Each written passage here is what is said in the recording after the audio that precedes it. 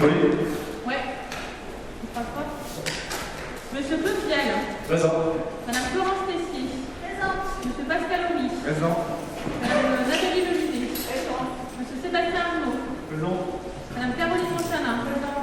Monsieur Laurent Pousset. Présent. Madame Pauline Manger. Présente. Monsieur Sébastien Denier. Présent. Madame Laura Loua. Présente. Monsieur Joseph Abdelmi. Présent. Madame Joëlle Perez. Elle écoute pas, mais elle est présente. Joël, tu dis présent. Monsieur Bernard Rangy. Madame Marie Sarah, estimée, représentée par M. Claude Vial. Monsieur Marcel Paulet. Présent. Madame Elisabeth Foulin-Royon. Oui. Monsieur Christophe Demain. Madame Lucie Varillon. Monsieur Alexandre Dion. Monsieur Le Faustieri, représenté par Sébastien Denier. Madame Stéphanie Bissonnet. Monsieur Michel Béal, représenté par M. Bernard Rangy. Madame Bonavent Maria. Oui. Monsieur Yvon Valère. Oui. Madame Josiane Calissé. Présent. Monsieur Patrice Perrat. Oui. Madame Christelle Rastiller. Présent. Monsieur Maurice Champavert. Présent. Et Madame Béatrice Bonnet, représentée par Monsieur Yvon Valère. Merci. Alors, sur le compte-rendu des deux séances précédentes, il y avait une séance du 12 avril et une séance du 29 mars. Plutôt une séance du 29 mars et une séance du 12 avril, qui était monosujet. Des questions? Donc, on considère les comptes rendus comme approuvés. Sur les délégations prises sur l'ensemble de cette période, des questions? Oui. C'est la dernière, l'ayant projet de la reprise de concession, c'est par rapport au cimetière, c'est ça? Oui, c'est deux reprises de concession du cimetière. Les reprises de concession, quand elles ont fait l'objet des démarches administratives obligatoires, qui sont longues et respectueuses des souhaits de la famille, doivent après faire l'objet d'une communication en conseil municipal, à travers l'arrêté qui est pris, de reprise de ces concessions. C'est bon pour le reste? Alors, nous commençons par un morceau de bravoure qui est la désignation des jurés d'assises au titre de l'année 2022. C'est toi, Brigitte, qui prends la main pour nous organiser ça? Oui. Donc, du coup, à chaque fois, on va annoncer un numéro de bureau. Donc, il y a 4 personnes qui ont un bureau. Quand vous entendez le bureau, vous générez un nombre et vous nous communiquez. On cherchera sur les listes électorales. Donc, bureau 2. Bill.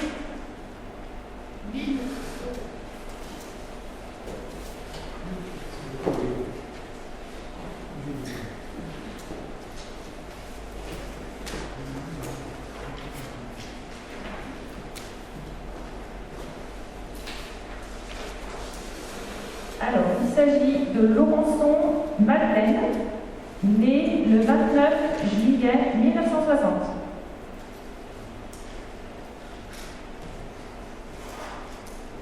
Bureau 4. 672.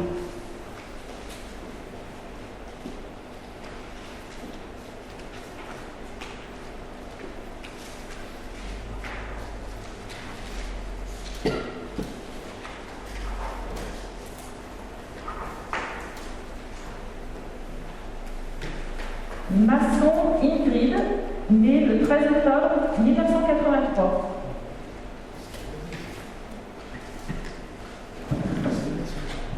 Bureau 2.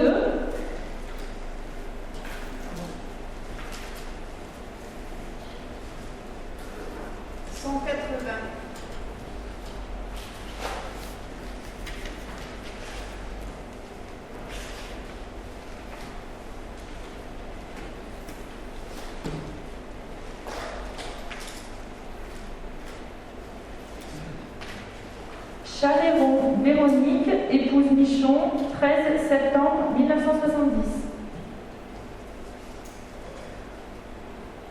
Bureau 3.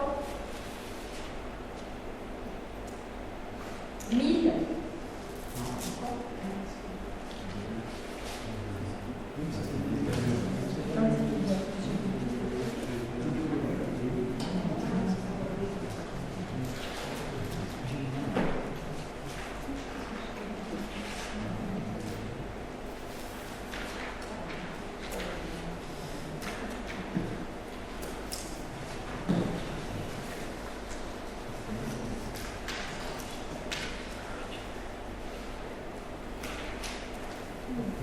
Bureau 3.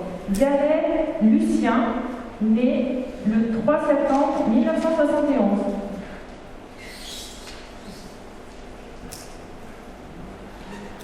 De nouveau le bureau 3. 880.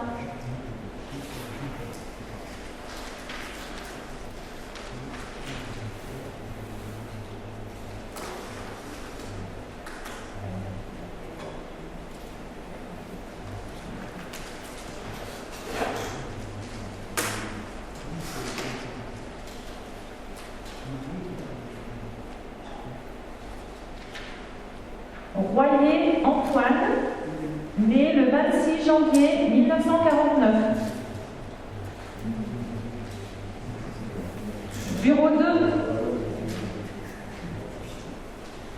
3.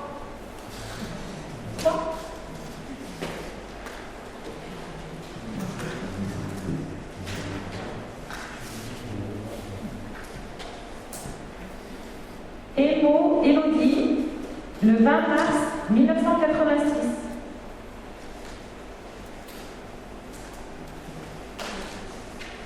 Bureau 4. 1136.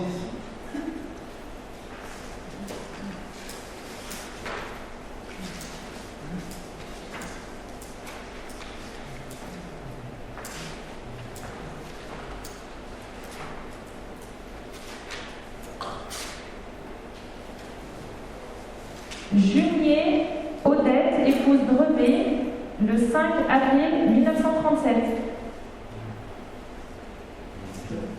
Bureau 1.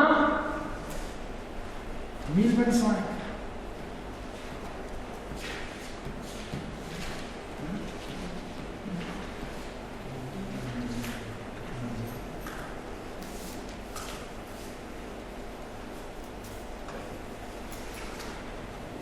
Perrugue Thierry, 13 mai 1967.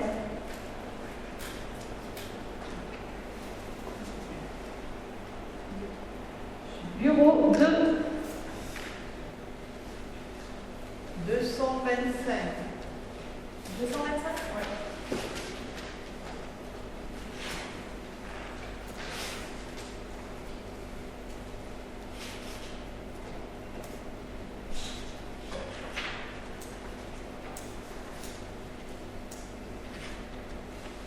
Combier Christian, 26 septembre 1988.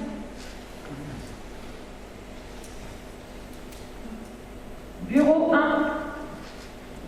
647.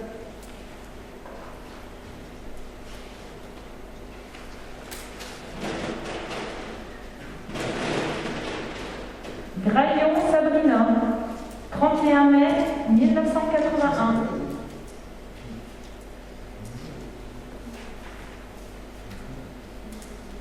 Bureau 3. 763.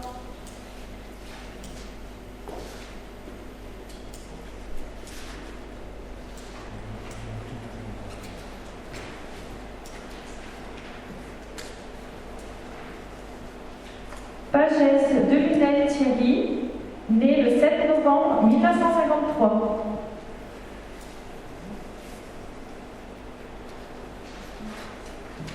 Bureau 1. 574.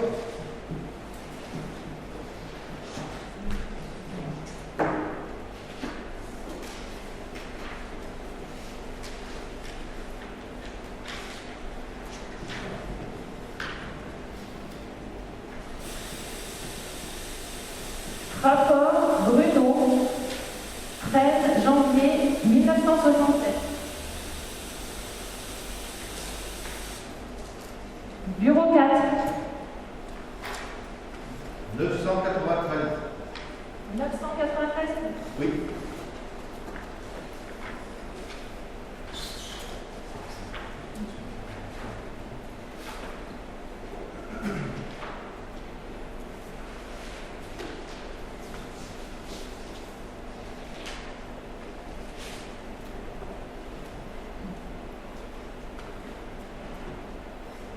Alors il faut retirer, parce que dans ce bureau, il n'y a pas de 993, il est radié. 219.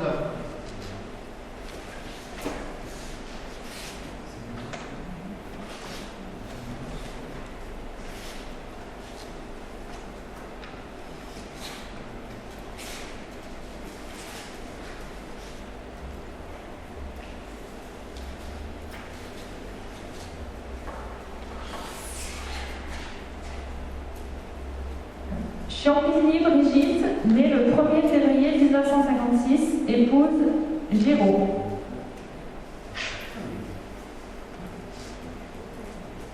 Bureau 4.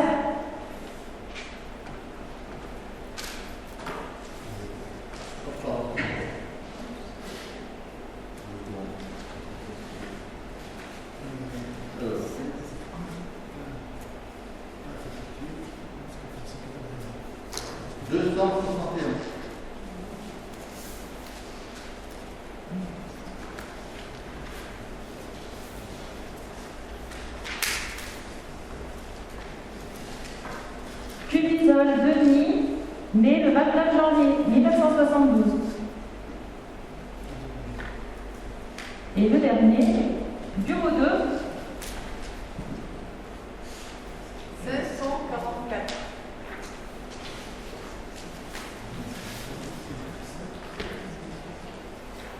Latin Jean-Pierre, né le 7 février 1957. Je vous remercie. Merci, méthode efficace. On a pris moins de temps quand on fait circuler les diplômes. Alors, sur le rapport suivant, il s'agit de la présentation, ou tout du moins de l'approbation du rapport d'activité 2020 de la communauté de communes de Loire-Smaine. C'est un exercice traditionnel qui a déjà été fait à la communauté de communes et qui doit être fait dans chacune des communes. Je pense que vous avez tous lu l'intégralité du document. Quelques rappels peut-être très synthétiques sur des choses nous concernant. Alors d'abord, je vous rappelle que sur ce territoire de Loire-Smaine, on est près de 21 000, 1799 au 1er janvier 2021, avec pour le moment une stagnation de la population, stagnation, légère déviation en fonction des communes. Voilà.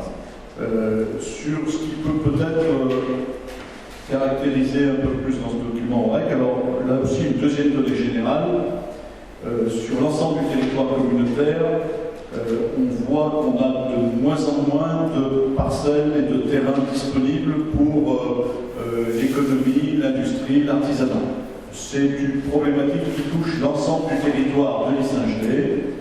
On a plus de demandes d'installation, d'extension, d'accueil d'entreprises ou d'artisans que de possibilités foncières sur le territoire. Et les textes en cours de préparation, sur le domaine environnemental ou sur le domaine du zéro artificialisation des sols, ne vont pas simplifier ce rapport au territoire dans les années à venir. Le territoire, ou du moins les parcelles, sont de plus en plus des biens rares. Alors, on a une zone d'ailleurs qui est en cours de création qui s'appelle la ZA de Bramar, sur Saint-Just-Saint-Didier plutôt, et qui est confrontée complètement à ces nouveaux textes en termes de bilan environnemental. On voit bien que c'est aujourd'hui d'une très grande complexité que de prendre des terres, qu'elles soient prairies, qu'elles soient forestières, pour les reconvertir à autre chose. Et ça sera de pire en pire. C'est le souhait, encore une fois, de notre pays, d'arriver au zéro artificialisation. Ça va nous demander d'être très imaginatifs dans les années à venir. Sur OREC, dans ce rapport, on nous parle du pôle économique et d'usage numérique. Je vous rappelle qu'il s'agit du château, opération qui est lancée en commun avec la communauté de communes. On nous parle des plateformes Internet, puisqu'elles ont été réalisées et livrées en mars 2020, avec l'extension. On nous parle de l'acquisition d'un tellement industriel rue de la Flachère à Auvray-sur-Loire. L'acquisition qui est faite, on en est à passer des marchés d'ingénierie pour la démolition et puis pour étudier un projet de pépinière sur ces terrains-là. Je vous signale les fonds d'intervention ouverts. Sur ce qui est du fonds d'intervention locale qui déclenche des aides européennes vis-à-vis d'outils économiques, C'est 40 000 € d'aides versées en 2020.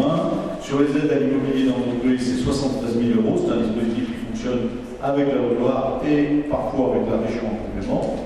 Et puis, sur les aides spécifiques Covid, c'est 64 000 € qui ont été versés en 2020. Je vous rappelle que sur le territoire, on a lancé à la fois un plan énergie-climat et une démarche de territoire à énergie positive, qu'on s'est inscrit, en ce qui nous concerne, dans le dispositif Petite Ville de demain, à l'échelle de la communauté de communes et des 3 villes qui ont été retenues, Saint-Just, Saint-Didier et Rec. Sur notre territoire en matière de tourisme, cette année, on a terminé l'aménagement et la mise en cartographie des espaces VTT, qui sont connectés d'ailleurs avec l'ensemble des territoires voisins.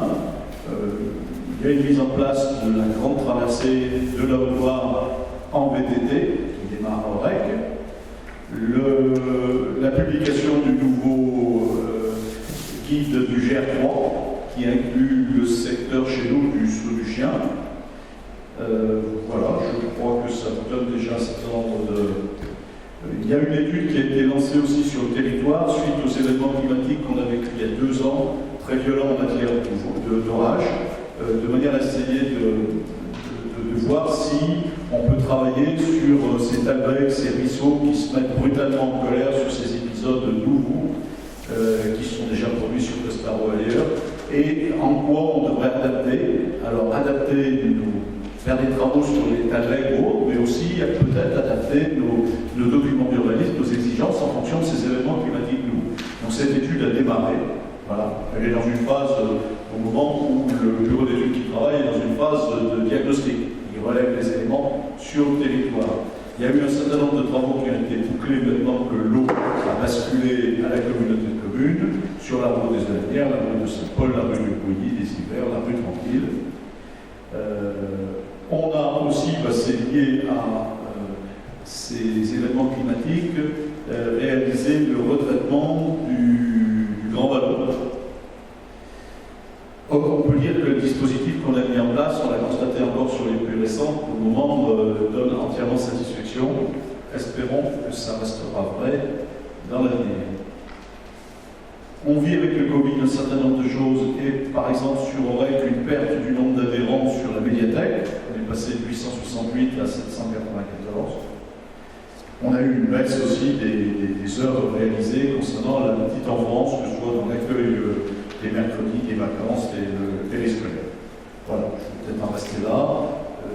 S'il y a des interventions sur ce rapport d'activité, pas de questions. Donc, on considère qu'on l'a présenté et que donc on l'approuve. Des avis contraires, des abstentions. Merci. Autopartage. Si Sébastien souhaite qu'il répondra aux questions, je vais lui donner le micro, je vais vous présenter le. Alors.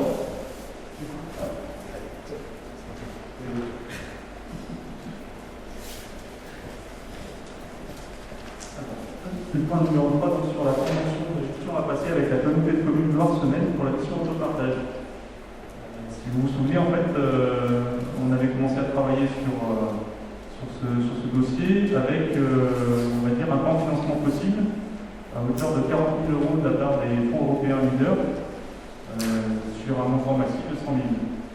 Il se trouve que la région, en fait, a maintenant la compétence mobilité transport. Et dans ce cadre-là, on peut également solliciter la région sur le plan de financement de ce projet pour porter en fait, le financement total à hauteur de 80 000 € sur un maximum de 100 000 €. Donc c'est intéressant en fait de pouvoir monter ça, mais par contre la région ne peut conventionner qu'avec la communauté de communes, avec les intercommunalités. Donc il faut que le projet d'investissement en fait, soit porté par la communauté de communes pour qu'on puisse bénéficier en fait, de ce montant de financement à hauteur de 80% sur 100 000 € pour l'acquisition des véhicules et des équipements nécessaires à la recherche des véhicules électriques. D'où l'objet de cette convention, en fait, pour permettre entre la commune et la commune d'Aurec permettre en fait à la commune de gérer en fait le parc de véhicules par la suite et de prendre à sa charge le reste à charge en fait sur l'acquisition de l'ensemble de l'équipement. Donc la convention prévoit en fait de répartir sur 5 ans le reste à charge, admettons sur un projet à 100 000 euros, de 20 000 euros, réparti sur 5 ans. Donc si on est sur cette base-là.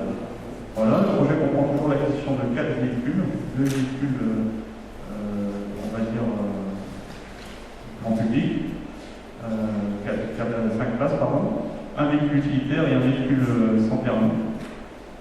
Les bandes de recharge, donc les 2 bandes de recharge pour les 4 véhicules au total, et puis un système de quai, de LT, ils appellent ça comme ça, qui permet en fait, avec la réception d'un code, de récupérer les clés et de s'affranchir de passer par on va dire, soit la mairie, soit un office, en fait, un officier pour récupérer les clés, ce qui permet d'entrevoir en fait des périodes de location, et notamment des créneaux horaires beaucoup plus larges que le fait de devoir passer par une personne physique. Voilà, vous avez dans le cadre de la convention qui est annexée aux notes de synthèse les différents détails si vous en avez plus connaissance. Je ne sais pas s'il y a des questions là-dessus. Allez-y, je vous en prie.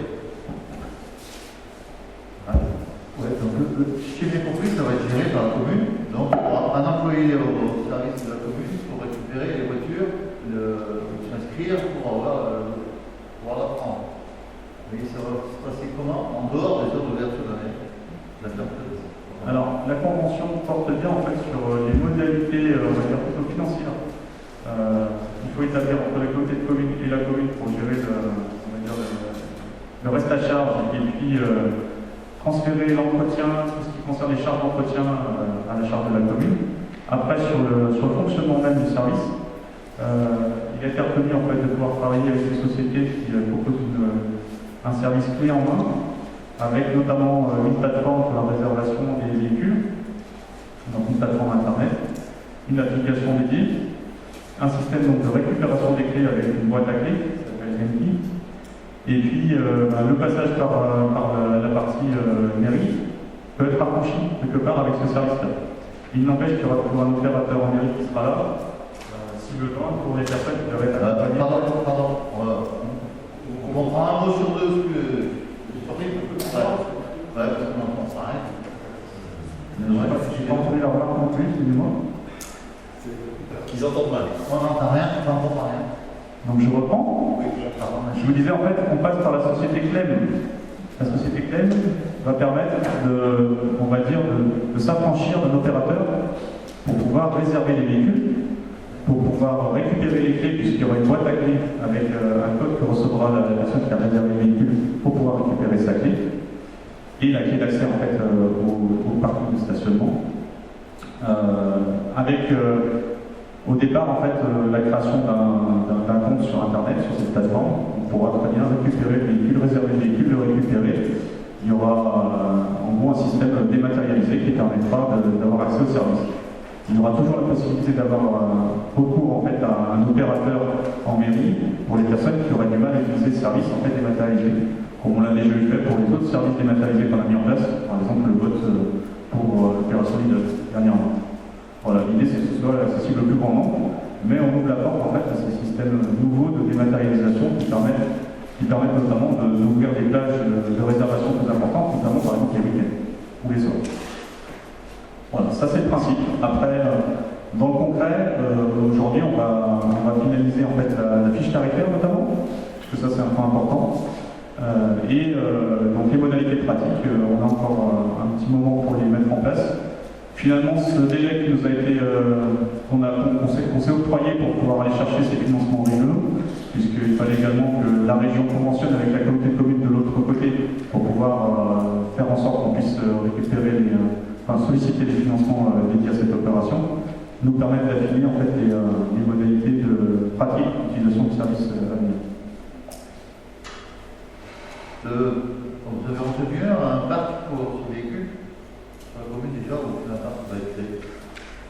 Une localisation? Oui, il y a une localisation qui est prévue, effectivement. On pourrait savoir. Donc, dans la cour de la maison des associations. Voilà, c'est un parking fermée d'une part, et d'autre part, il y a des possibilités d'installer les bornes de recharge électrique, puisqu'il faut avoir la puissance nécessaire pour pouvoir mettre en place ces bornes. Et c'est proche de la mienne. C'est bon? Donc ce sur quoi on délibère, c'est la convention fixée avec la communauté de communes, avec le mode de participation complémentaire sur le reliquat. Vous avez bien compris que comme sur le secteur, par rapport aux questions qui sont tout à fait légitimes, on est sur un système construit. On peut s'inspirer de ce qui a été fait dans diverses communes de même taille ou territoires de même taille. Pour autant, il faut être modeste, c'est-à-dire qu'on va le mettre en route et puis on va constater les usages d'année en année. De toute évidence, la région est très intéressée par notre expérience. Bon, ce qu'on peut dire, c'est que le reliquat sur investissement, c'est 20%, donc ça aurait été dommage de ne pas tenter cette expérience. Voilà, donc là, on délibère sur la convention. Y a-t-il des avis contraires? Des abstentions? Je vous remercie. Chose peu courante dans le Conseil, je vais donner la parole à mon directeur pour qu'il vous parle des tableaux des effectifs. Ce que je peux en dire de manière générale, c'est qu'on essaiera maintenant de manière récurrente, régulièrement, une fois, deux fois, trois fois par an, de repasser systématiquement ces tableaux des effectifs, puisqu'il y a en permanence des évolutions, et que finalement, si on les fait de manière plus routinière, plus régulière, ça sera peut-être pour chacun un peu plus simple à suivre. Voilà. Merci. Alors, sur ce qui vous est proposé au tableau des effectifs, c'est effectivement une mise à jour de forme et de contenu.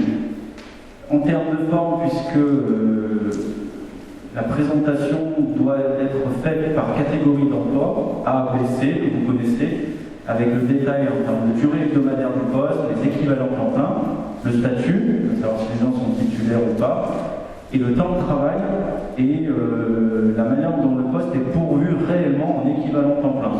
Alors c'était, si vous avez comparé avec l'ancienne formule, la délibération datée de septembre, la dernière, elle n'était pas tout à fait sous la forme, et donc la trésorière et le contrôle d'égalité nous oblige à être sous cette forme maintenant en début de mandat. Donc c'est plutôt une mise à jour. On prend un exemple, quand on a un emploi catégorie B titulaire et qu'on a un poste mais qu'il est, que l'agent est à 80%, on a un ETP mais il est à 0,8 ETP pourvu. Et donc, ça c'est la première adaptation. La deuxième, c'est que quand vous avez sur un même grade, exemple catégorie B rédacteur, un temps complet et un temps non complet, ils doivent être séparés dans le tableau des effectifs. Voilà. Sur ce tableau-là, il n'y a aucune suppression, tout simplement parce que, peut-être qu'on le fera sur un prochain conseil, mais ça nécessite l'avis du comité technique dès qu'il y a suppression. Donc là, il n'y a rien qui a été bougé, on fera une mise à jour, parce qu'il y a des choses qui n'ont pas été mises à jour. Et pour la création, le conseil est libre de créer sans passer par le comité technique. Sur le contenu, il y a deux créations de postes. La première, c'est une création sur la filière technique. Technicien principal première classe, il y en avait un, donc on en crée un autre qui en fera deux. L'arrivée d'un responsable sans technique municipale. Et puis la création sur un poste d'adjoint administratif, catégorie C, en remplacement, alors sur un poste de responsable du service pro de la population, où la personne était sur un grade de rédacteur et a quitté la collectivité avant la fin d'année 2020. C'est des adaptations ensuite qu'on pourra faire au prochain conseil ou celui de septembre en fonction de la date du comité technique qui se réunit très très peu au vu des contraintes sanitaires. Des questions?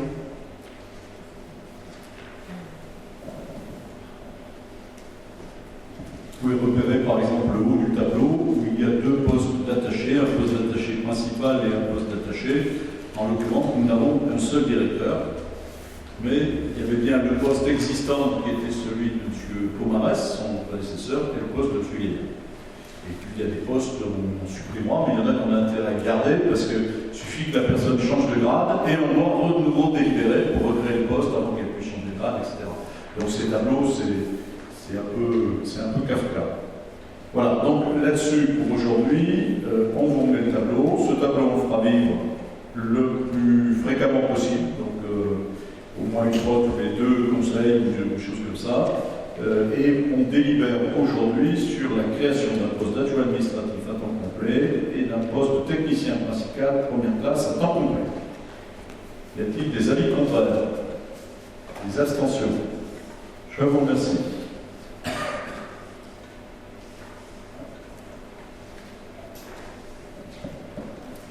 Sur la prochaine délibération, le thème d'instauration des indemnités horaires pour travaux supplémentaires.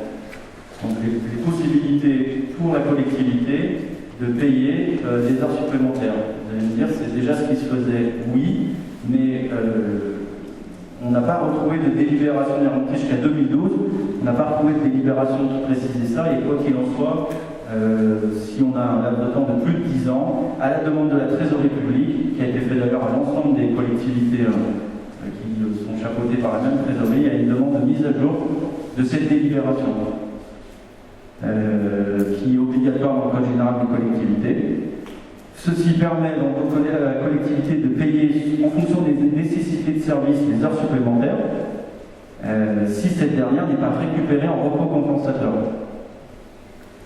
Ça concerne les agents titulaires comme contractuels de catégorie C, B et médico-social catégorie A, qui n'existe pas à la commune d'Aurec. Les heures supplémentaires au-delà des 35 heures ou alors au-delà du cadre légal fixé par accord dans la collectivité. Certains agents sont à 37 heures, donc les heures supplémentaires démarreraient au-delà des 37 heures. Alors ils bénéficient de repos compensateurs, c'est le terme, ou de RTT, on les connaît plus sous cette appellation-là. Pour les agents qui sont à temps non complet, exemple à 25 heures, entre 25 et 35 heures, ce ne sont pas des repos, ce ne sont pas des heures payées, ce n'est pas des heures supplémentaires. C'est des heures complémentaires, ou en gros 1 heure pour 1 heure. Pour les autres agents, ce nombre d'heures supplémentaires ne peut excéder 25 heures par mois. Bien évidemment, les crédits ont été inscrits au budget 2021. Et la loi fixe les modalités de rémunération à minima en fonction des 14 premières heures qui, elles, sont rémunérées à 1,25, de la 15e à la 25e heure à 1,27, les dimanches et jours fériés 1,66 et la nuit entre 22h et 7h multiplié par 2 ou 200% comme vous le souhaitez.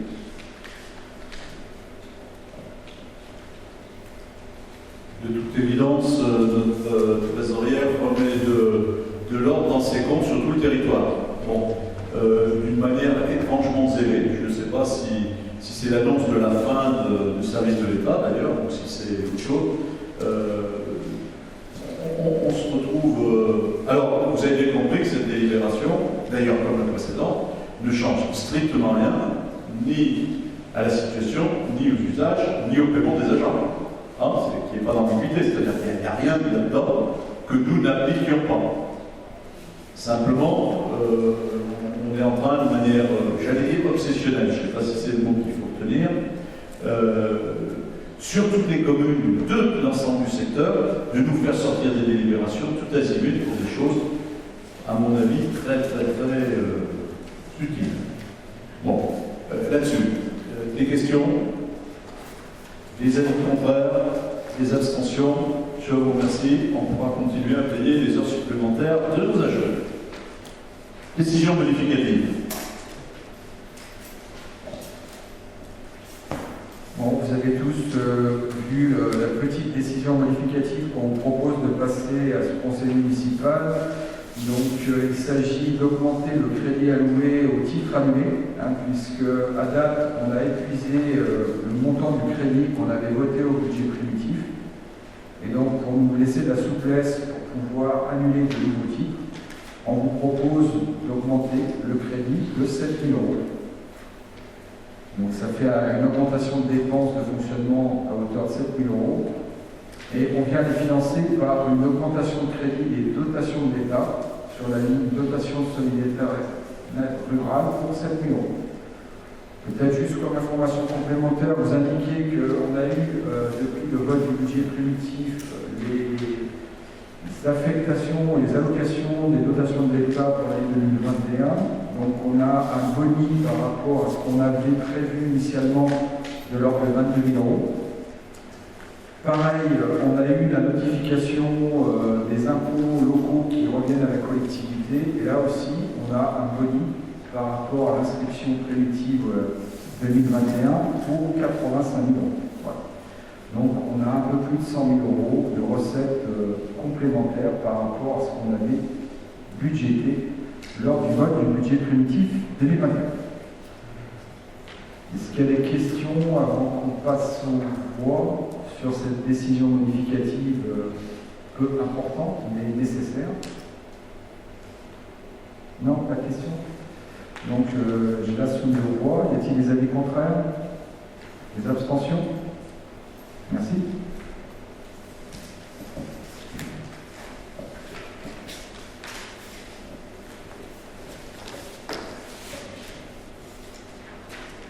Pardon. Nous devons approuver le moment. Peut-être Thomas qu'on aura des choses. Donc, le deuxième concerne le transport scolaire. Nous devons approuver le règlement intérieur des transports scolaires de la région Auvergne-Rhône-Alpes, ainsi que les tarifs pour l'année scolaire 2021-2022. Tout un rappel, vous savez que depuis le 1er janvier, la région Rhône-Alpes-Auvergne a la compétence, la totalité de la compétence transport scolaire. Nous sommes toujours autorité organisatrice secondaire. Alors vous avez toutes les modalités, les règles d'usage, vous les avez vues, vous pouvez les retrouver dans l'extrait du règlement régional qui est repris dans le document de synthèse. Donc les choses qui ne changent pas, donc on garde les mêmes tarifs que l'année précédente, à savoir 225 € par mois et par enfant pour les ayants droit et 450 € par mois et par enfant pour les non-ayants droit.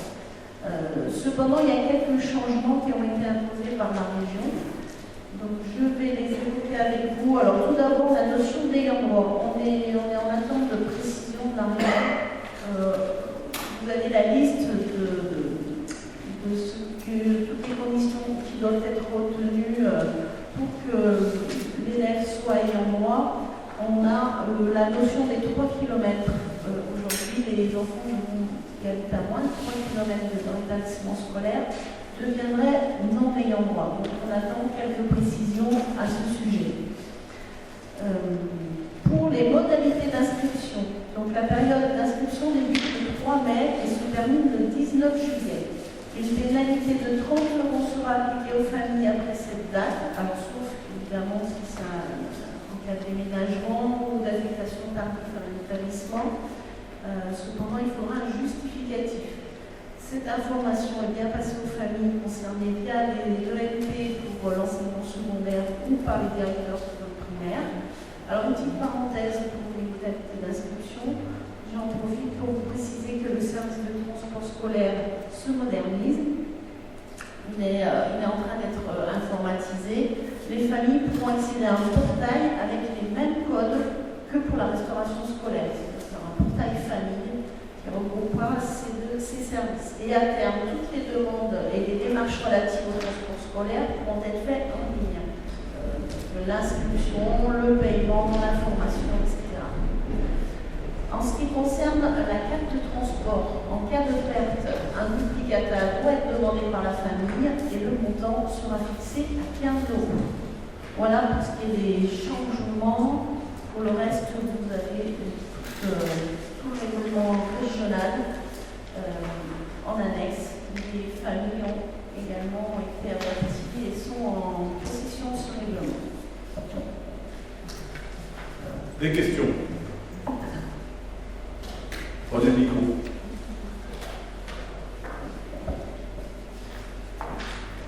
Oui, en fait, moi la question, elle ne concerne pas le règlement. J'avais juste, je voulais juste savoir si vous saviez où en étaient les demandes de remboursement. Vous savez, l'année dernière, à cause du Covid, la région s'est engagée à rembourser par chèque cadeaux. Et à ce jour, les familles n'ont pas reçu. Est-ce que vous savez ça? Oui, on est en période d'élection.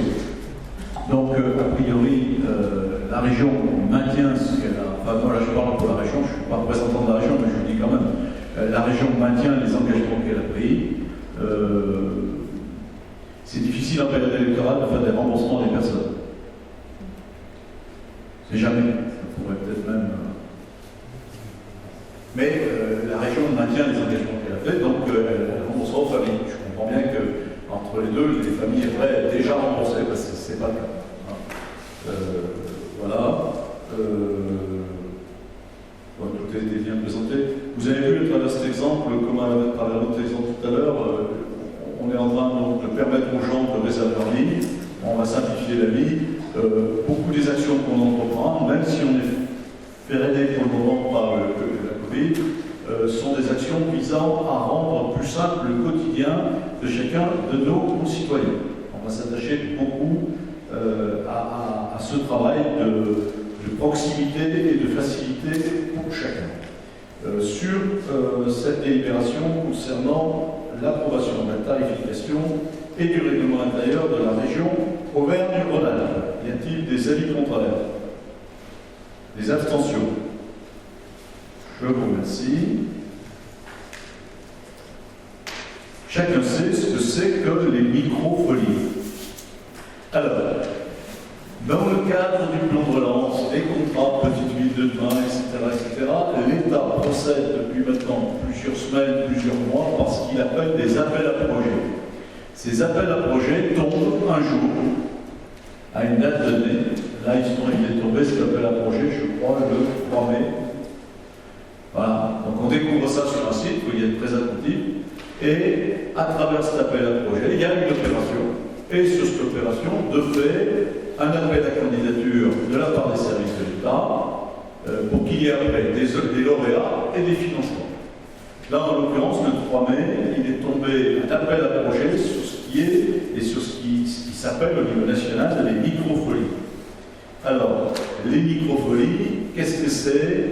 C'est un dispositif permettant de disposer sur le territoire, sur un certain nombre de points du territoire, quelques centaines à la France entière, d'un accès aux collections des grands musées français. Le Louvre, par exemple, ou le Centre Pompidou, des grands musées français. Alors, de bénéficier de l'apport de ces collections sous forme numérique, en très haute définition, et avec des contenus ludiques et pédagogiques. Donc, en clair, une microfolie, dans une salle donnée, c'est à la fois un écran, un mode de projection, un accès à des fonds des grands musées nationaux, et une proposition à travers des tablettes numériques d'un certain nombre d'outils, soit en usage libre, qui permettent à ce moment-là, je ne sais pas, de découvrir une œuvre, soit en usage collectif, et qui permettent à ce moment-là, avec le relais d'un animateur, d'accueillir des classes, des groupes d'enfants, des groupes d'adultes d'ailleurs, et de faire à travers ça de la pédagogie, voire de l'accès par jeu. Voilà. Ça représente un investissement, alors un investissement en équipement, en clair, puisqu'il faut avoir une très bon débit, une très bonne capacité du point de vue Internet, mais nous l'avons par exemple sur le château et nous l'aurons. Et puis après, c'est grand écran, matériel de projection, tablette numérique. C'est ça qui est financé à hauteur de 80% sur un montant de 40 000 € par l'État. Et derrière, ce qui est financé, c'est au moins l'accès et l'abonnement pour la première année, je ne sais pas trop au-delà, ce n'est pas complètement précisé, à l'ensemble de ces grandes collections. Voilà. Encore faut-il être lauréat. Donc, ce que je vous propose, c'est qu'on prenne une délibération de principe. Parce que l'appel à projet est tombé le 3 mai, il faut y avoir répondu avant la fin juin. Il faut qu'il y ait une délibération de principe au moins qui dise que ça nous intéresse, même si après, éventuellement, on ne donne pas suite, pour être clair. Parce qu'encore faut-il être retenu pour donner suite. Alors, les villes dans le dispositif Petite Ville de demain font partie des villes prioritaires. Mais pour autant, il y aura beaucoup de demandes d'être peu d'élus. Hein. Alors ce dispositif, je ne l'ai pas dit, il faut un lieu pour l'installer, il faut un lieu support qui soit déjà un lieu centré sur culture et numérique, ce qui ressemble curieusement à notre château. Alors ils disent que c'est très bien si ce lieu est accompagné par un Fab Lab, s'il est accompagné par coworking à côté, s'il est accompagné par déjà un projet culturel, notre scénographie de visite du château, etc. Bon. Et puis ce lieu, il a la capacité à être mobile, c'est-à-dire en fait à se démonter et à se transposer dans d'autres lieux culturels, une autre médiathèque ou, je ne sais pas, un collège, une école qui voudrait faire de la pédagogie avec ça, etc. Donc ça peut être aussi un lieu mobile. Hein. Quand je vous ai raconté tout ça, je vous ai raconté tout ce qu'il y a dans l'appel à projet. Alors vous pouvez aller sur le site référence qui suit les projets, qui est le site de la Villette, et qui nous expliquera comment il y a déjà un certain nombre de microfolies installées en France. Donc la délibération, elle a prévu aujourd'hui de nous permettre éventuellement de candidater. Elle pourrait tout à fait être faite à l'échelle de la communauté de communes. On n'a pas eu vraiment l'occasion d'en débattre avec les collègues. Je n'ai pas senti non plus de la part de certains services, quand je leur en ai parlé, un intérêt fou. Et je pense que ça peut bien s'inscrire dans le projet du château, qui est bien dans cet esprit-là. Voilà. Est-ce que ça suscite des questions? Oui, je voulais vous demander... Micro. Ah oui, pardon, excusez-moi. Je voulais vous... dans les éléments que vous nous présentez, vous n'en avez pas parlé dans votre échange, mais ça peut peut-être venir. Vous parlez d'emploi aidé et d'emploi service civique. Donc ça veut dire que ce projet, si la communauté est reconnue, ça créerait ces deux emplois. Alors, ces projets sont prévus pour s'installer aussi dans les quartiers difficiles de certains territoires. Et dans ce cas-là, l'État accompagne pendant 3 ans la création d'un emploi. Ensuite, dans des territoires comme le nôtre, l'État intervient plutôt à travers des services civiques. Et à ce moment-là, il finance ces services civiques. C'est pas vraiment une amende de grandeur. Hein. Le service civique, c'est quelques centaines d'euros par an. Hein. Nous, si ça s'adosse sur le projet du château, de toute manière, il y aura un contenu culturel au château. Ça sera, à la limite, une des parties du travail des gens qui vont travailler dans le château. Ne serait-ce que pour faire visiter et accompagner, pas accompagner les visites, puisqu'il n'y a pas besoin de les accompagner, mais accompagner la vie du château, il y aura forcément sur place de l'emploi. Le projet reste aujourd'hui encore à préciser, mais il y aura de l'emploi. Voilà. Donc il faut, moi je n'ai pas insisté là-dessus parce que c'est pas fondamentalement l'intérêt, c'est qu'on montre bien que si on prend ce projet, il y aura y compris la possibilité d'avoir quelqu'un pour l'animer. Et ça peut être dans un premier temps un service civique, pourquoi pas. Mais ce n'est pas l'effet d'aubaine qui est intéressant. Ce qui est intéressant dans cette démarche, pour moi, elle va trop vite. C'est-à-dire qu'il aurait fallu qu'on ait le temps d'en parler, de voir comment ça s'insérait dans ce projet-là, peut-être d'aller en parler avec les écoles, nous on a déjà 1300 scolaires chez nous, d'en parler avec les autres territoires voisins de la communauté de communes. Mais vu le délai, soit on candidate, soit on candidate pas. Et en plus, dans cette affaire d'appel à projet, il y a un peu un effet de premier arrivé, premier servi. Voilà, c'est pas très simple tout ça. Donc moi, ce que je souhaite, c'est qu'on aille vite, ce qui ne veut pas dire qu'après, on mènera cette opération à terme, parce que si en avançant, on s'aperçoit qu'elle n'a pas complètement le sens qu'on lui prêtait, bah, on se mettra peut-être en retrait. Ce qui m'a paru intéressant, c'est cet accès ici, à Aurec, dans notre territoire, et un outil qui peut être mis à disposition de tous ceux qui travaillent sur la culture, je disais tout à l'heure médiathèque, cinéma, pourquoi pas école, etc., de finalement un accès privilégié à l'ensemble des grands musées français dans des conditions optimum et avec derrière des outils d'aujourd'hui, qui peuvent beaucoup plus répondre peut-être et donner une appétence à des jeunes à partir du moment où on leur fait découvrir peut-être une œuvre d'art classique, mais à travers une tablette numérique, une rentrée dans l'œuvre, un commentaire et des jeux, plutôt qu'une visite un peu fastidieuse au Louvre ou ailleurs, sauf pour les amoureux de l'art. Voilà. Donc le sujet semble intéressant, comme ça, spontanément, et pas forcément exorbitant. Enfin, c'est pas très coûteux par rapport au service que ça pourrait rendre sur des territoires comme le nôtre. Voilà. Là aussi, c'est l'idée de se mettre au service. On voit bien que le premier public, les adultes, ok, mais ils sont autonomes dans leur démarche. Mais le premier public, c'est toute notre jeunesse, si on peut aborder avec eux autrement de l'enseignement des cours, de la pédagogie ou de l'abord de l'histoire de l'art, des choses comme ça. Voilà. Je ne sais pas du tout si ça aboutira. Voilà. Oui. C'est 40 000 € alors dont vous parlez. C'est qui les finance finalement ça? C'est la commune, c'est la région, c'est de ce que vous en savez là? C'est qui finance ces 40 000 €? Alors, deux choses. Dans le mécanisme microfolie, les 40 000 €, c'est la somme qu'accepte de financer l'État à hauteur de 80%. Donc, si vous faites un projet à 150 000 €, vous êtes financé sur 40 000 €, 32 000.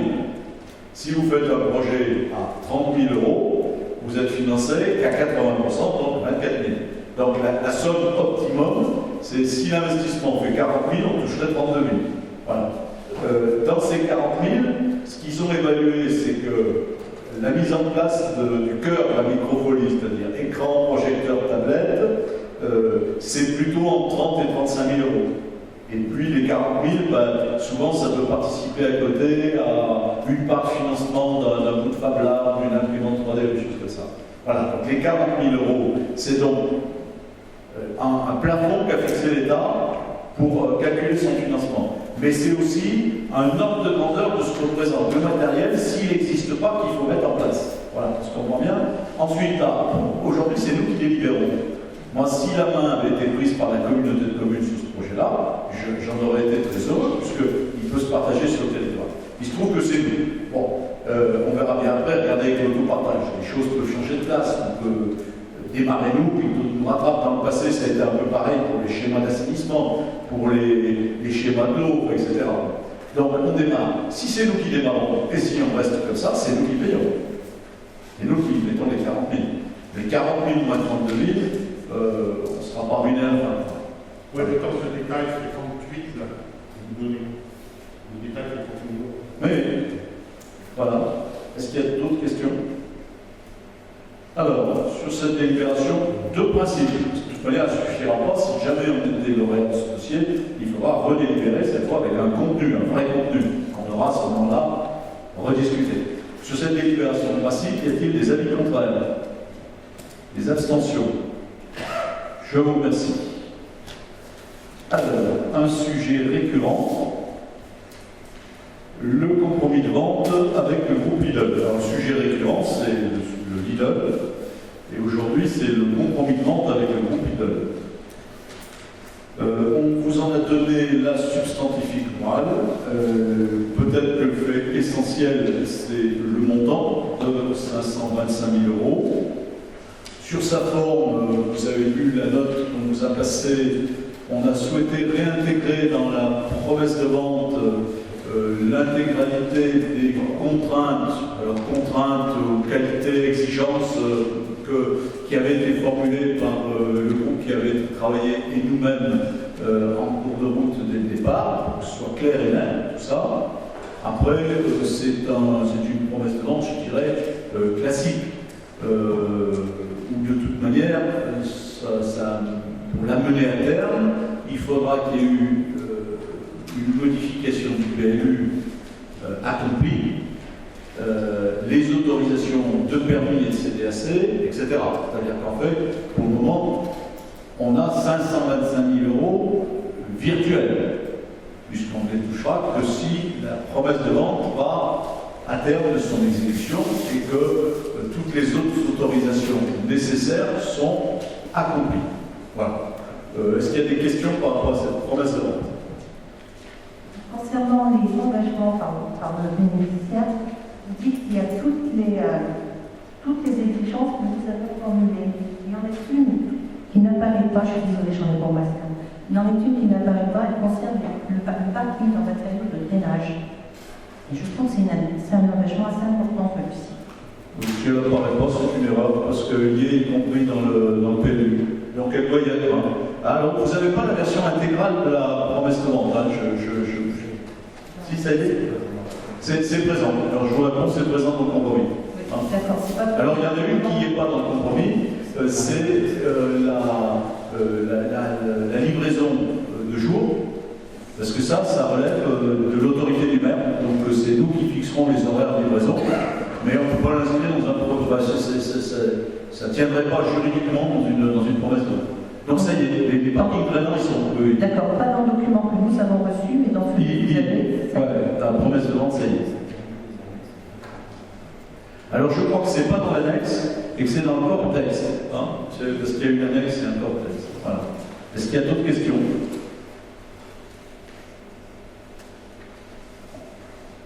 Alors, sur cette délibération, y a-t-il des avis contraires? Des abstentions?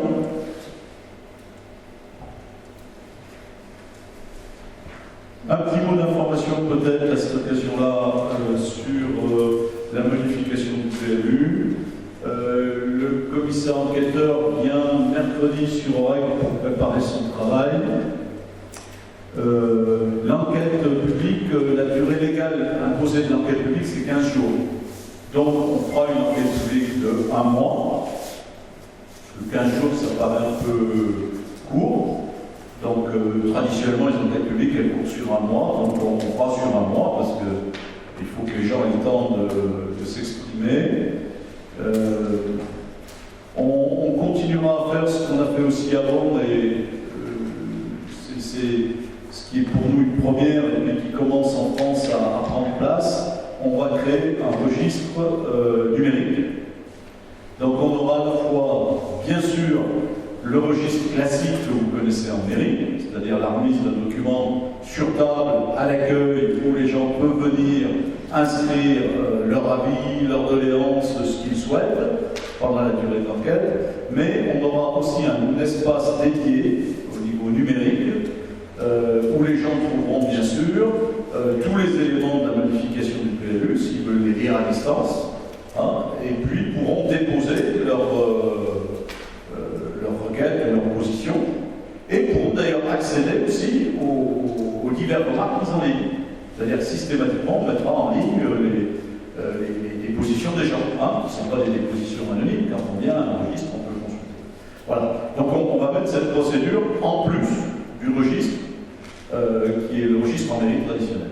Là aussi, c'est histoire de faciliter la vie de tous ceux qui souhaitent s'intéresser à la démarche, d'être le plus transparent possible et de donner le plus prise à l'opinion des gens.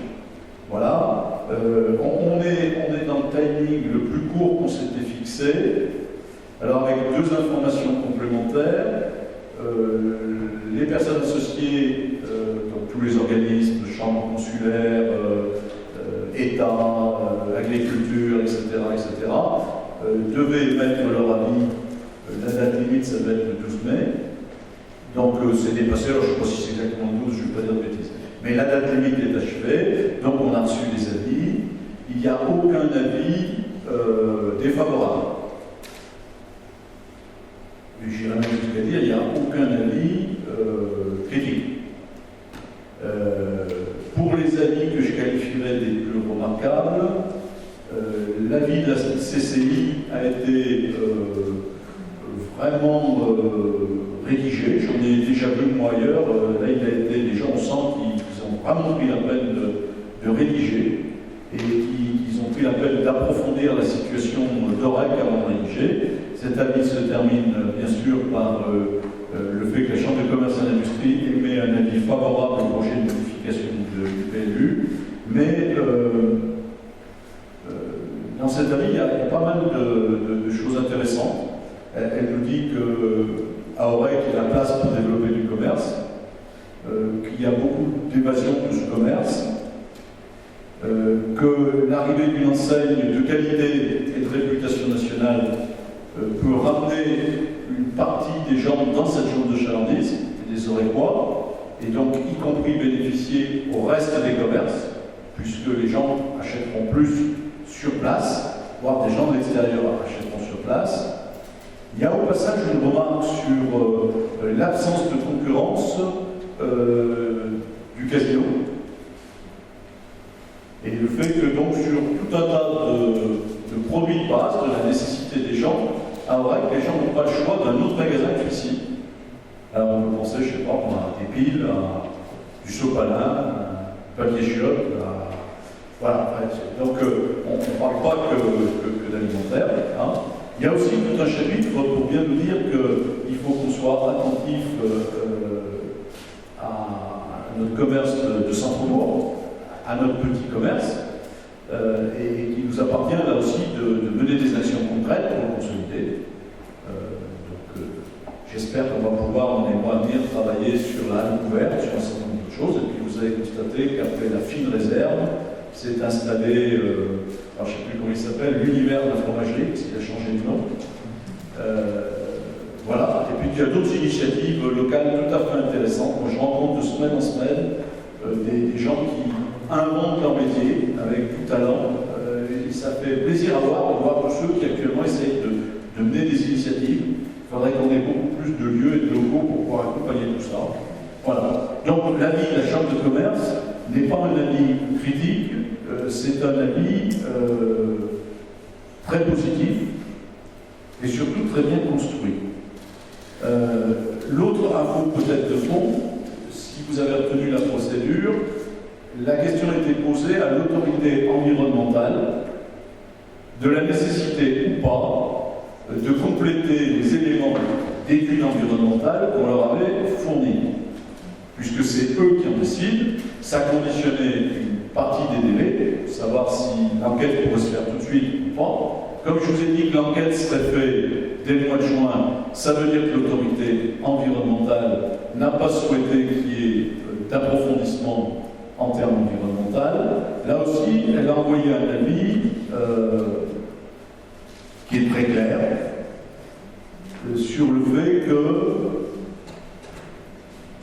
ce lieu ne présente aucune nécessité particulière, protection particulière ou caractéristique particulière qui en ferait un lieu sur lequel il y a un enjeu environnemental. J'irai plus loin que ça, le rapport entre ce qui est proposé en termes de modification de PLU et le lieu lui-même, il est jugé par l'autorité environnementale comme un rapport favorable. Voilà. Donc l'autorité environnementale, elle a conclu tout simplement qu'il n'y a aucune nécessité de faire des études et des études complémentaires sur ce terrain. Voilà. Bon, donc ces deux éléments, je vous le dis, nous maintenant on essaye d'avancer, c'est un travail, on n'est pas à bord, on essaye de continuer à travailler dans le cadre du collectif qui s'est créé, enfin du collectif, du groupe qui s'est créé au début, puis on va continuer comme ça. Ce qu'il y a de sûr, c'est que pour le moment, le choix fait par les Aurécois est plutôt confirmé par les avis des organismes spécialisés. Et je peux vous dire qu'en termes d'autorité environnementale, c'est des gens qui, en France, n'hésitent jamais quand ils estiment qu'il y a à approfondir sur un sujet. C'est-à-dire, s'ils disent circuler n'a rien à voir, vous excusez la formule, c'est qu'ils le pensent profondément. Hein? Alors, ça ne veut pas dire que parce que l'autorité environnementale nous a dit que ce qu'on était en train de faire, non seulement n'abîmait pas, mais éventuellement d'améliorer le lieu, que ça affranchira le porteur de projet d'une étude environnementale. On se comprend bien. Hein? C'est-à-dire que le porteur de projet, lui, quand il déposera sa demande d'autorisation, il doit fournir une étude environnementale, il doit répondre à la loi sur l'eau, les problématiques de pluie, de flux, d'eau restituée au riverain, etc., etc. C'est-à-dire que pour le moment, c'est sur notre travail que l'autorité environnementale dit c'est un travail de qualité et qui va au-delà des nécessités de ce terrain-là. Après, le promoteur, lui, il doit faire son boulot aussi et démontrer dans son projet. Alors, il est évident que s'il respecte tous les niveaux d'exigence qu'on a posés, a priori, lui aussi il devrait s'en sortir. Mais lui, il va monter pas de planche, y compris, je vous dis, sur le domaine hydraulique, par exemple, qu'est-ce qui fait de l'eau qui rentre, de l'eau qui sort, etc. Voilà. Donc, ces deux avis, je pourrais vous donner d'autres, mais ceux-là sont quand même les plus significatifs, à la fois sur la partie commerce et sur la partie environnement. Voilà, c'était plus à titre d'information, ça, on n'a rien décidé. On a délibéré avant tout ça sur la session.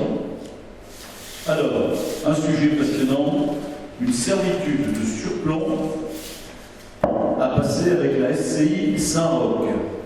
On est rue des Allières sur un conflit qui dure depuis des années, sur des hautes toitures, avec un tissu urbain très imbriqué et des parcelles mal foutues, et donc de l'eau qui passe chez quelqu'un, qui descend chez l'autre, qui remonte, etc. Voilà. Et de toute évidence, c'est des bâtiments, nous, qu'on a acquis dans le temps, donc ils existaient comme ils existaient, ils vivaient leur vie. Voilà. Donc de toute évidence, l'un des partis, qui est la SCI Saint-Roch, s'est estimé lésé par le mode de fonctionnement ancien. Il avait d'ailleurs pas complètement tort, parce que ça générait de l'humidité chez lui. Et il a fallu inventer une solution pour que l'eau ne passe plus par chez lui.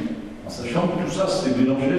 Donc, la solution technique admise par les deux parties oblige à créer un surplomb de la propriété concernée par un des dispositifs de chenaux et de puits. Voilà. Et donc, c'est cette servitude qu'on vous demande d'approuver pour pouvoir avancer dans ce contentieux. Donc, en clair, c'est un accord amiable avec la SCI Saint-Roch. C'est un accord amiable et qui a son accord. Et pour la mettre en œuvre, il faut le vote. Voilà. Je ne sais pas si j'ai été clair. Ouais, si j'ai bien compris, en fait, le toit du local, de la parcelle 84 est plus haut que la parcelle 85, et donc on met une chenot tout le long du bâtiment. Oui. Oui, on va dire ça. C'est un peu plus compliqué que ça, mais c'est ça. Ouais, c'est un peu plus compliqué. Oui. Oui. Et on reprend une situation qui existait depuis des décennies, et aujourd'hui que le voisin ne supporte plus. Mais je pense que c'est que pour des questions d'eau, c'est pas parce qu'ils ne nous aident pas. Voilà. Donc là-dessus, y a-t-il des avis contraires? Des abstentions? Je vous remercie. À titre d'information, on a un coup. À peu près à la bouche. À titre d'information, on a un coup de l'exercice là. Ben, vous me prenez de court, mais ça doit bien représenter, je ne sais pas, 1000 ou 2 millions. Je ne sais pas. C'est pas des travaux très conséquents. C'est pas des travaux très conséquents. Mais pour autant, la commune a quand même dans cette affaire un certain nombre de choses à payer aux voisins, puisqu'il avait été constaté vraiment des dégâts liés à l'humidité. Voilà. Bon. Ça, c'est un héritage, c'est comme ça. Mais je pense que de toute manière, c'était une bonne chose quand même d'acheter tous ces locaux, et à terme, puisqu'on est de plus en plus propriétaire dans ce cas-là, il y aura un bel ensemble immobilier pour pouvoir faire des opérations dans le futur. C'est pas moi qui les ferai, mais ceux qui me succéderont seront bien contents de trouver toutes ces propriétés appartenant à la commune. Voilà. Alors, sur l'adressage, on approche de la fin, et approchant de la fin, c'est dur pour approcher de la fin, c'est très compliqué. Il faut bien dire aux gens, quand on leur demande de venir récupérer leur plaque, et qu'on leur porte à domicile, on approche de la fin. On approche de la fin aussi dans l'enregistrement dans la balle nationale. Donc on peut penser, si on est de nature optimiste, que dans un an ou deux, quand vous taperez l'adresse sur le GPS de votre voiture ou de je ne sais quoi, ça sera la nouvelle adresse. Ça peut aller plus vite dans un certain nombre de cas, parce que la Poste, dès qu'elle a ses adresses, elle ne distribue plus qu'à ses adresses. Ce qui évite, si la personne ne se met pas en règle, peut créer des dégâts collatéraux. Et puis, il y a d'autres opérateurs qui intègrent très très rapidement aussi ces adresses. Alors, ça peut être les services fiscaux, etc. Donc, on avance, on va arriver et mener ça jusqu'au bout. Voilà. Il nous reste quelques éléments, dont ce que moi j'appellerais un triangle des Bermudes, qui est la place à côté de GPA, la place à côté des Jardins d'Éden, où il a été difficile de trouver, on n'a pas trouvé d'accord avec les riverains sur les noms à donner à ce lieu. Et dans un mandat précédent, pour ceux qui étaient déjà, si vous vous souvenez, à un moment donné, M. Chénet nous avait dit, bah, écoutez, moi j'en fais mon affaire. Et je devrais arriver à vous dire quel nom on peut mettre. Bon. Eh ben, avant son départ, M. Chenet n'en a pas fait son affaire. Et depuis, je ne sais pas si vous l'avez vu, mais moi pas. Enfin, on va bientôt revoir Mme Fouret, mais M. Chenet n'en a pas vu. Bon. Donc, il faut qu'on en termine. Parce que sinon, ces gens, on ne va pas pouvoir leur attribuer ni un numéro, ni un nom de rue. Et pour une bonne part d'entre eux, ils sont demandeurs. Ils sont comme les autres. Ils veulent un nom de rue et un numéro. Donc, on vous fait une proposition. Alors, on peut toujours imaginer qu'elle soit mandable, mais on ne s'en sortira plus. Donc, c'est une proposition qui devrait être ferme et définitive. Donc, la place devant le GPA, qui existe de l'autre côté du passage du métro, on va y maintenir le nom de rue Saint-Genès, puisque c'est le nom du lieu-dit. On n'invente rien, c'est le nom du lieu-dit. Ensuite, on a besoin de nommer la rue qui descend de cette place vers le chemin de la Loire, parce qu'il y a un certain nombre de boîtes aux lettres quand même derrière, et on l'appelle chemin du Vadrouilleur. En ce qui concerne la petite rue qui descend le long de la nouvelle opération de Chardin-d'Éden, on l'appelle avec beaucoup d'imagination, on s'y est mis à plusieurs, impasse de la piscine. Parce qu'elle-même a fait la piscine de l'opération qui est en bas. C'est bien aussi.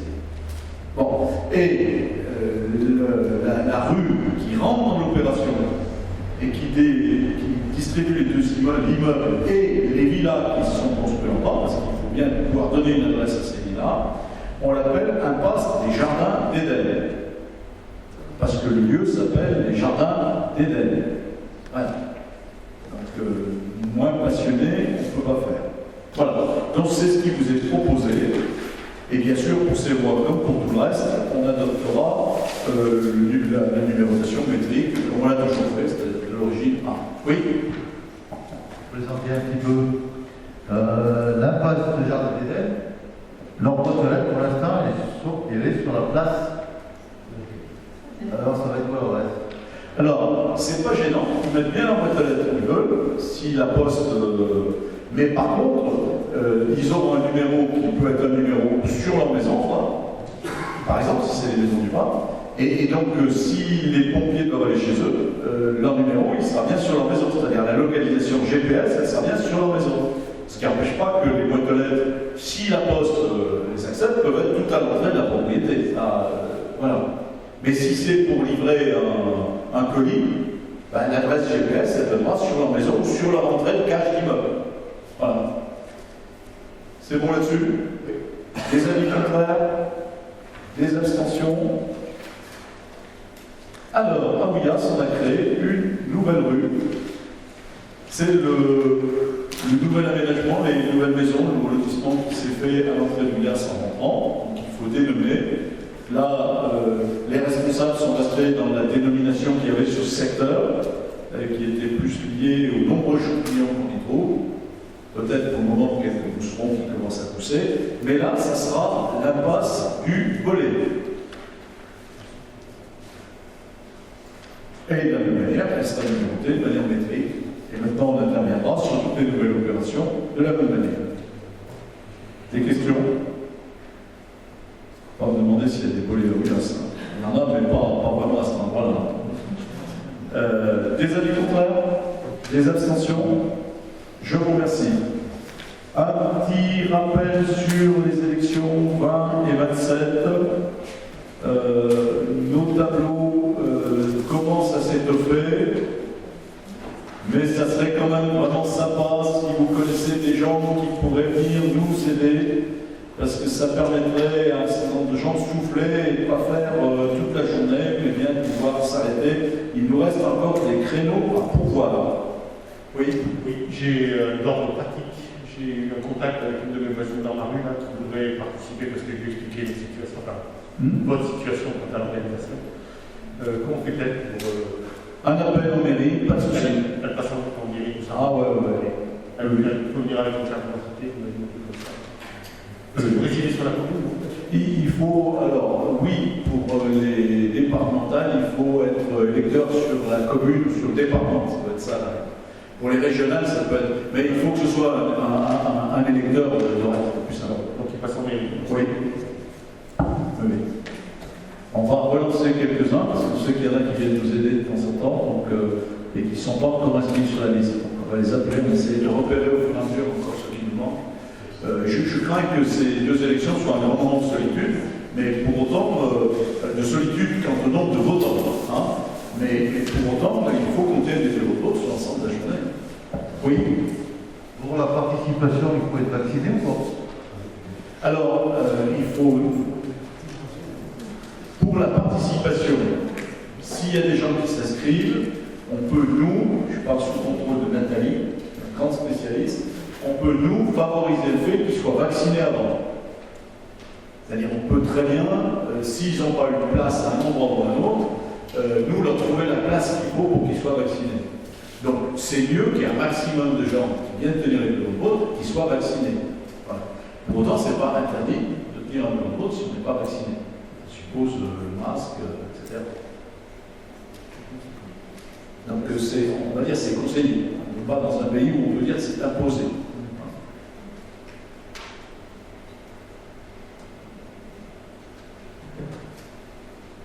Eh bien, je vous remercie.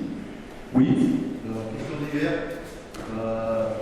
En question d'hiver, sur la presse, on a vu qu'il est passé des choses sur la piscine.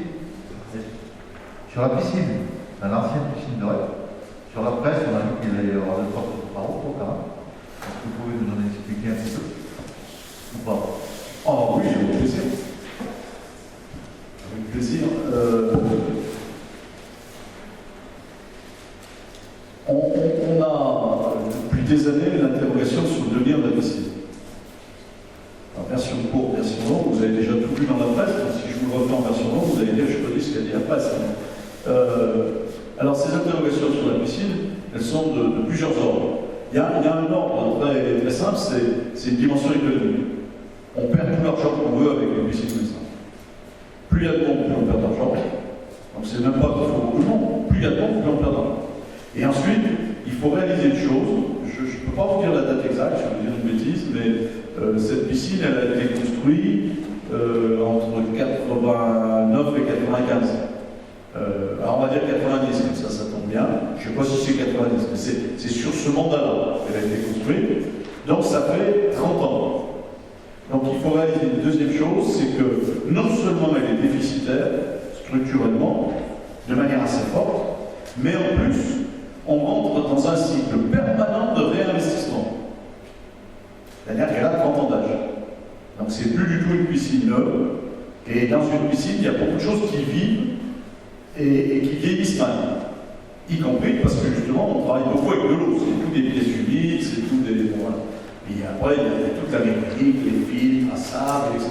Donc on est vraiment maintenant non seulement déficitaire en fonctionnement, mais à devoir commettre chaque année plusieurs dizaines de milliers d'euros en investissement et à voir venir devant nous des travaux plus lourds. Donc ça, c'est la dimension économique. Il y a une deuxième dimension qui est la situation humaine. On comprend bien comment, dans les années où s'est fait cette piscine, il y avait des objectifs très précis, par exemple, sur l'apprentissage de la natation, le fait que les gamins aient accès à des lieux où vous pouvez se baigner, ne serait-ce que pour qu'il y ait le moins de noyés possible, qu'il y ait déjà un premier contact avec l'eau, et que ce soit accessible à tout le monde. Et c'était des objectifs, à l'époque, tout à fait louables. C'est pour ça d'ailleurs que c'est dans ces années-là que se sont créés comme ça un certain nombre de bassins d'extérieur. Bon. Aujourd'hui, ces notions ne valent plus. L'ensemble de nos enfants, à Orec, sur l'ensemble de la communauté de communes et sur l'ensemble du secteur, bénéficient d'accès gratuit, et nos écoles en transport à nos aides, toute l'année, non plus que sur les périodes où il fait chaud, et dans des bassins où ils peuvent réellement faire leur parcours tel qu'il est prévu par l'Éducation nationale d'apprentissage de la natation. Donc, ce deuxième point qui était la découverte de l'eau, qui est moins de risque pour les enfants, qu'ils puissent se baigner, que tout le monde ait accès à la baignade, même les couches les plus populaires, il est aujourd'hui résolu autrement sur le territoire et en termes de services de manière beaucoup plus conséquente. Donc, ça n'avait plus trop de sens non plus. L'autre constat qu'on peut faire, vous pouvez le faire en allant sur Géoportail. Vous prenez diverses époques de photos sur Orec et vous comptez le nombre de piscines. Le constat aujourd'hui, c'est que il y a très peu de gens qui construisent et qui n'installent pas un bassin. Alors, pour certains, un bassin en dur, une piscine, voilà, voire même une piscine couverte, chauffée, etc. Mais pour la plupart, au moins un bassin pendant l'été, quand ils vont acheter dans une quelconque grande surface, un bassin qui pose sur le sol. Donc, la plupart des gens maintenant ont accès à l'eau chez eux, dans leur propriété. Pas vrai pour tous, hein, mais c'est vrai pour une proportion assez importante. Sûrement pas pour les gens des HLM, d'ailleurs, ce que je dis. Mais sur une très grande partie de la population, maintenant, ils ont ce qu'il faut chez eux. Voilà. Donc ça, c'est une autre évolution aussi. Donc on pourrait continuer comme ça. Il y en a une dernière, dans laquelle on vit encore aujourd'hui, mais sur d'autres aspects, c'est incivilité et délinquance. L'ensemble des bassins d'été en France subissent en permanence des problèmes d'incivilité et de délinquance. Ça a conduit l'agglomération de Saint-Étienne à fermer la plupart des bassins pendant l'été. Saint-Chamond a fermé sa piscine à Val, puis à Midi, etc. Ça a conduit, nous, là, sur ces 2 dernières années, quand on a pu enfin expérimenter ces bassins fermés. Et ça nous a conduit, nous, avant, à prendre des mesures pour totalement dissuader les gens de l'extérieur, en mettant des prix prohibitifs pour qu'ils ne viennent pas. Bon. Personne n'a trouvé la solution en France.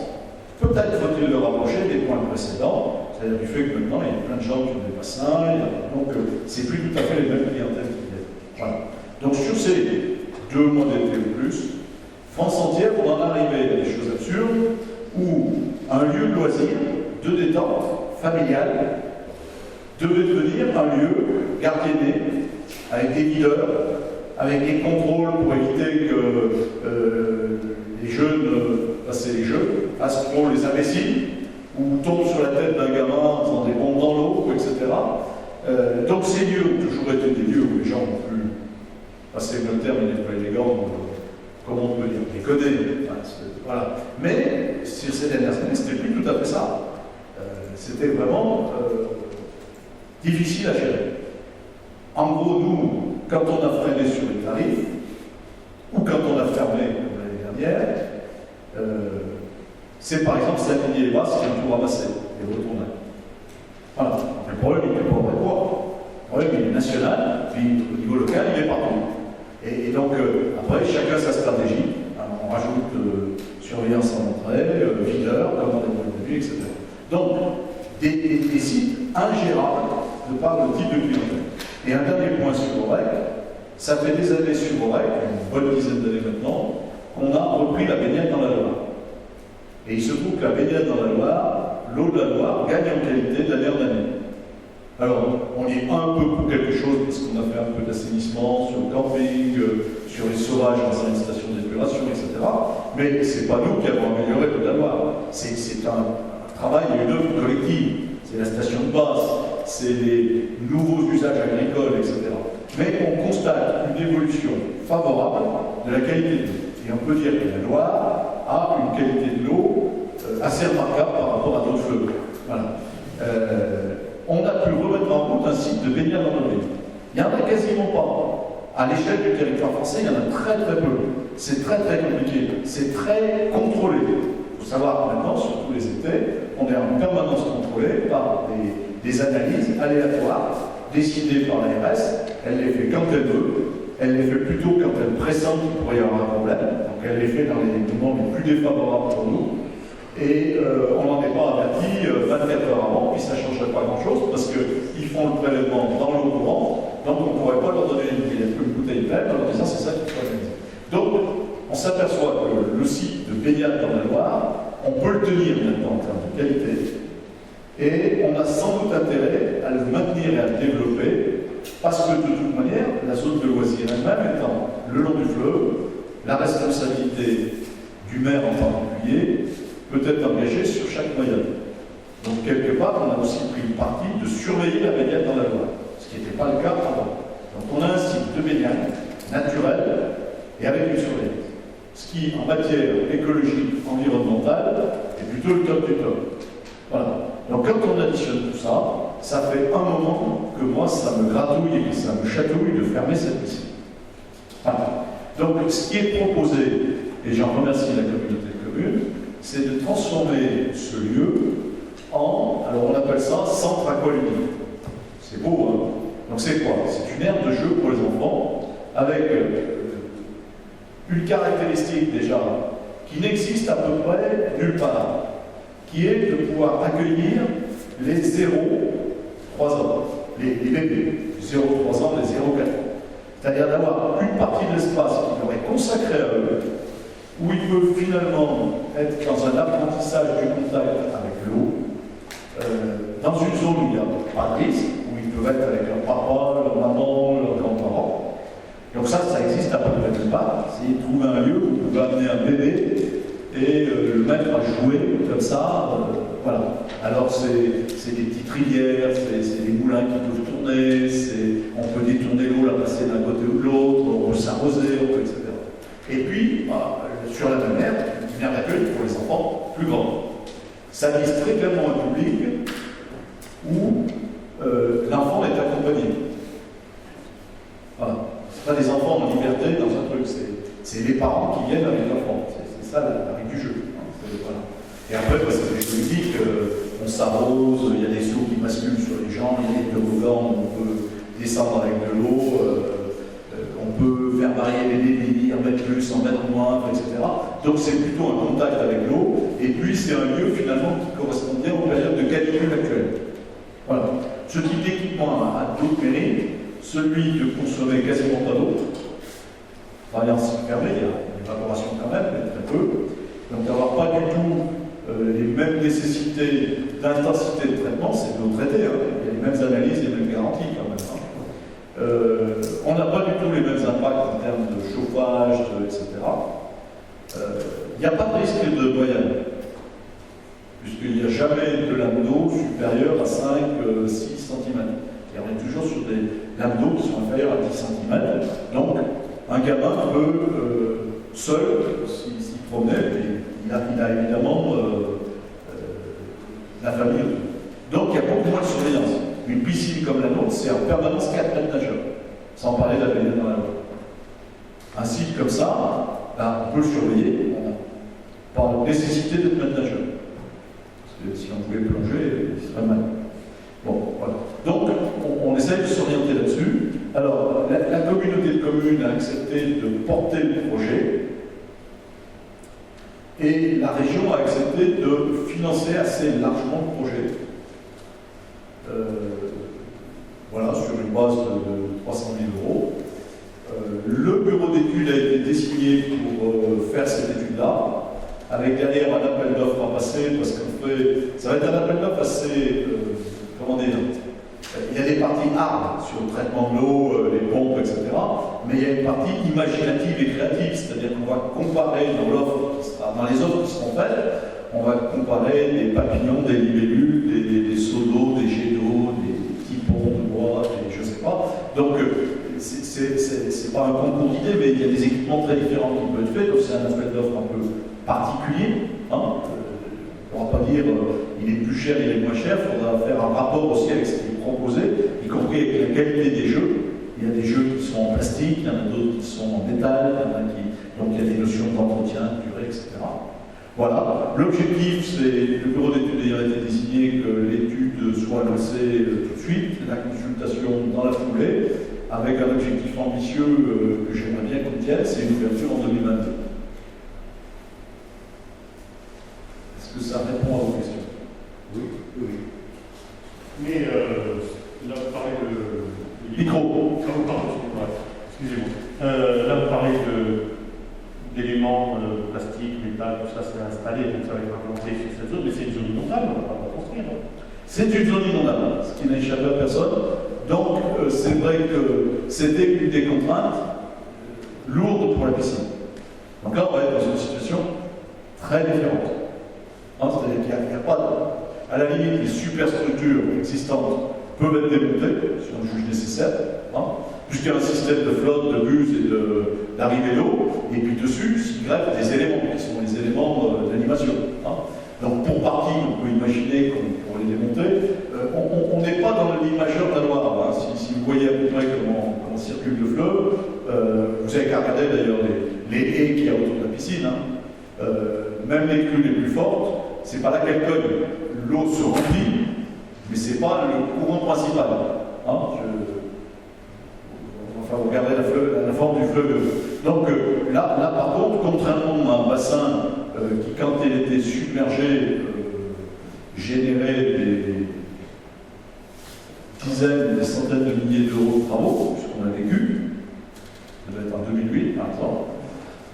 Là, on n'est pas du tout dans ce type de dispositif, c'est-à-dire que du fait même du traitement, le site sera submersible, pourquoi pas. Il n'y a pas les mêmes contraintes. Après, si vous voulez, on aurait pu. Mais je m'imaginais mal fermer cet équipement sans qu'on propose autre chose. On propose une alternative. Alors, cette alternative, elle a aussi le mérite de réutiliser l'ensemble des parties en dur, douches, des fluides, des clôtures. C'est-à-dire, on s'inscrit vraiment dans la surface, c'est ce qui permet d'ailleurs d'aborder ce type d'équipement, parce que sinon, ce type d'équipement, c'est. Je sais pas, il faudrait multiplier les socles par 2 ou par 3. Sauf que nous, on dispose déjà du lieu et du logement. Micro.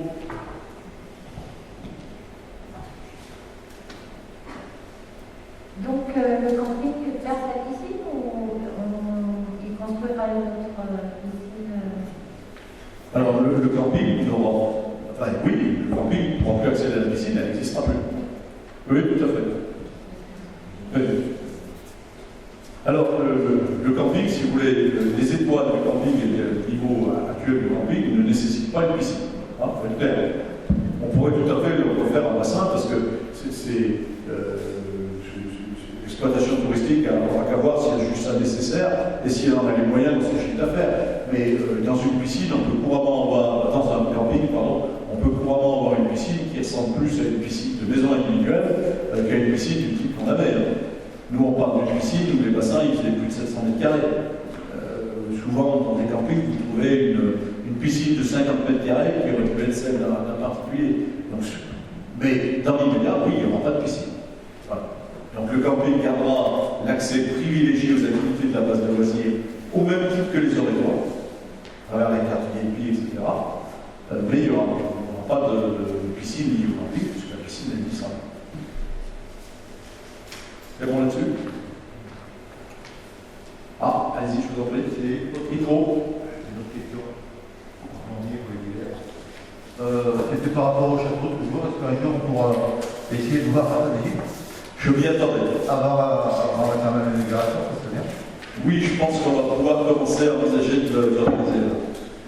Alors, d'abord, le château avance.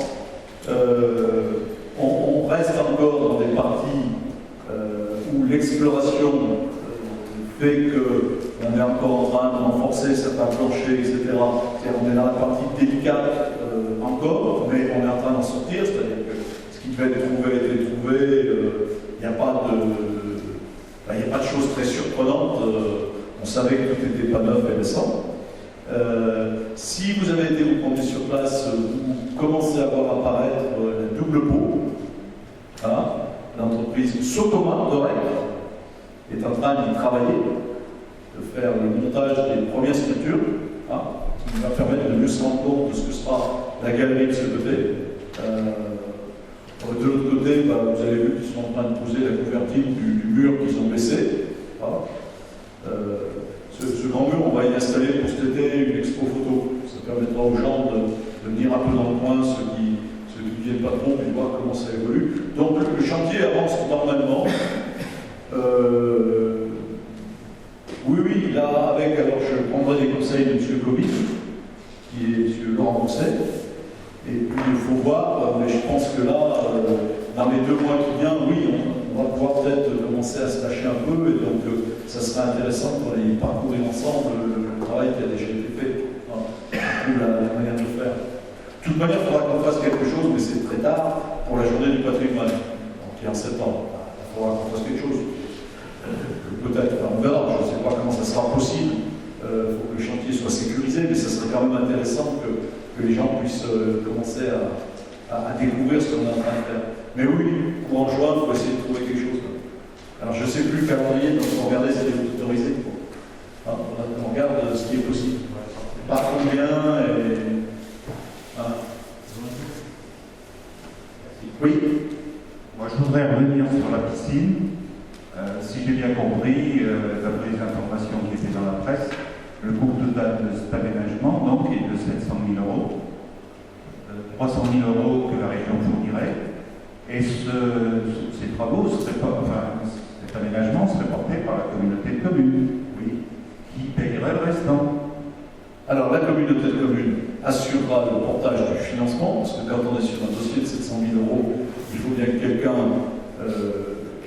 fournissent l'argent pour payer les entreprises avant même de toucher les subventions et de récupérer la TVA. Donc si on prend le décompte actuel, il reste sans doute, alors on va faire simple, il reste peut-être 300 000 € à charge de la communauté de communes. Le reste, il le récupérer à travers les récupérations de TVA et puis la subvention. Bon, il n'est pas exclu que dans l'année on trouve encore quelques subventions là-dessus, mais bon. Le reliquat, il sera payé sous forme d'un loyer. Alors, il faudra qu'on calme les modalités. Donc, on va faire simple aujourd'hui. On va dire qu'il va être payé sous forme d'un loyer par l'exploitant. C'est compréhensible comme ça, ou choix plus précis. Oui, c'est-à-dire que la communauté de communes va avancer l'argent et c'est la commune qui payera les prêts de l'emprunt. Alors, et plus pas tout à fait. Les frais de fonctionnement. Pas tout à fait. Pas tout à fait. C'est-à-dire qu'en fait, aujourd'hui, c'est SPL, Semaine Loisirs, qui exploite la piscine. Et on assume un déficit de fonctionnement, on va faire ça, on va dire 100 000. Direct, hein, sans compter les investissements qu'on paye chaque année. Demain, c'est a priori la SPL qui exploitera aussi ce centre aquatique et qui pourra dégager les coûts de fonctionnement et le paiement, comme ça, d'une redevance, d'un loyer couvrant le reste de l'emprunt. Et a priori, mais rendez-vous dans 2 ans, nous, ça nous coûtera beaucoup moins cher. Donc, le résultat pour la commune sera une baisse,